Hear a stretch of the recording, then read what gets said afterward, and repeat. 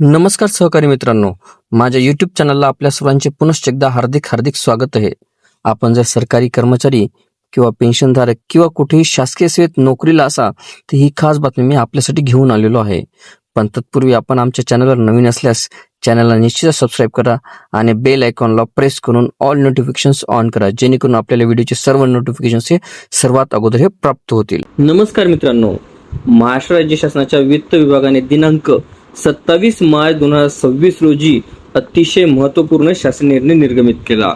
त्या शासन निर्णयामध्ये सेवार्थ प्रणालीमधील अधिकारी किंवा कर्मचारी यांचे ई-केवायसी पूर्ण करण्याबाबतचा तो शासन निर्णय आहे.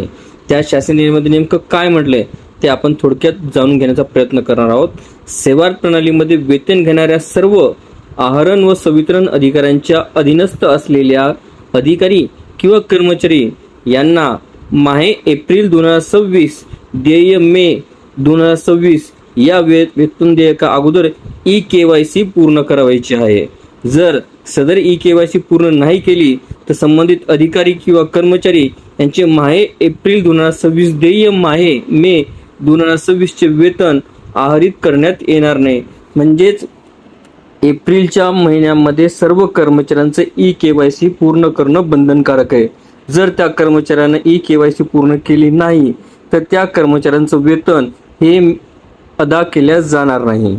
सदर ई-केवायसी पूर्ण करण्यापूर्वी अधिकारी किंवा कर्मचारी यांच्या बँक खात्याशी आधार क्रमांक संलग्न असलेले बँक खाते सेवार्थ प्रणालीमध्ये अद्ययावत केलेले असले पाहिजे.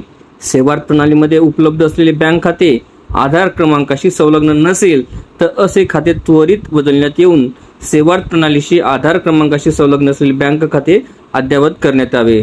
तसेच सेवार्थ प्रणालीमध्ये जर नोंदवलेला पॅन क्रमांक चुकीचा असल्यास नोंदवण्यात आलेला पॅन क्रमांकाची दुरुस्ती करून तो सुद्धा अद्ययावत करण्यात यावा. सदर ई-केवायसी प्रत्येक अधिकारी आणि कर्मचारी यांनी व्यक्तिशः पूर्ण करून त्याचे प्रमाणपत्र आहरण व संवितरण अधिकाऱ्यांकडे जमा करावायचे आहे.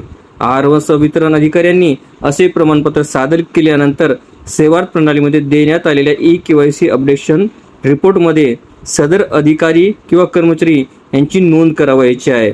सदर नोंद करताना ई-केवायसी अन्वये पडताळणी करण्यात आलेल्या बँक खात्याचा तपशील व सेवार्थ प्रणालीमध्ये नोंदवण्यात आलेल्या बँक खात्याचा तपशील या दोन्हीमध्ये साम्य असल्याचं सदर नोंद घेण्यात यावी. अन्यथा प्रथम ई-केवायसी केल्याप्रमाणे सेवार्थ प्रणालीमध्ये बँक खात्याचा तपशील हा अद्ययावत करण्यात यावा. आपल्याला व्हिडिओ आवडले असल्यास चॅनलला नक्कीच लाईक, शेअर आणि कॉमेंट्स करायला विसरू नका. तसेच चॅनलला ऑल नोटिफिकेशन्स ऑन करून सबस्क्राईब करा, जेणेकरून व्हिडिओचे सर्व नोटिफिकेशन्स हे आपल्याला सर्वप्रथम मिळतील. लवकरच आपण पुढच्या व्हिडिओमध्ये भेटूया. तोपर्यंत नमस्कार.